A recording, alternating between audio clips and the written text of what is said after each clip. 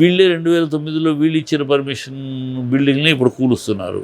ఈ కాంగ్రెస్ ప్రభుత్వంలోనే వచ్చింది పర్మిషన్లు, వాటిని ఈ కాంగ్రెస్ ప్రభుత్వం మళ్ళీ కూలుస్తుంది. సో వీళ్ళు ఎట్లా నమ్మాలి? వీళ్ళు నమ్మి పెట్టుబడి ఇస్తే రేపు పొద్దున కట్టినాక పెట్టుబడి పెట్టేవాడు ఎందుకు వస్తాడు? పెట్టుబడి పెట్టడానికి వస్తే వీడు రేపు ఇచ్చినాక మళ్ళీ కూలి చేస్తే వీళ్ళు రాజకీయాల కోసం కనుక ఎవడు నమ్మడు. అది నిజం ఒప్పుకున్నాడు, అంతవరకు సంతోషం. ఎవరంటే ఎవరు ఎందుకంటే మీ చరిత్ర తెలుసు, దేశానికి తెలుసు. ఈ కాంగ్రెస్ చరిత్ర ఏంటి, కాంగ్రెస్ డిఎన్ఏ ఏంటి దేశానికి తెలుసు.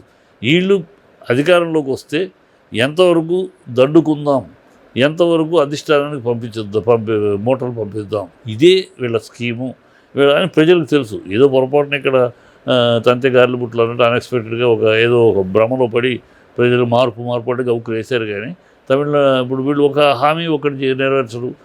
ఇప్పుడు ఎన్నాళ్ళు మనం కంటిన్యూ అవుతాం. నెక్స్ట్ రెడీగా ఉన్నారు రెండో కృష్ణుడు, మూడో కృష్ణుడు. సో ఆ రెండో కృష్ణుడు ఎప్పుడు దూకాలి అయ్యే తప్పితే ఎన్నాళ్ళు మన పదవిని కాపాడుకుంటూ ఎన్నాళ్ళు ఇంకెన్నాళ్ళు, ఇంకొకడేమో నా పదవిలో కూర్చోడానికి ఎన్నాళ్ళు ఇంకెన్నాళ్ళు. ఇయే వాళ్ళ రెడీగా ఉన్నారు ముగ్గురు కృష్ణులు. రేవంత్ రెడ్డి ఫస్ట్ కృష్ణుడు, రెండో కృష్ణుడు కోమటిరెడ్డి వెంకటరెడ్డి, మూడో కృష్ణుడు బట్టి విక్రమ.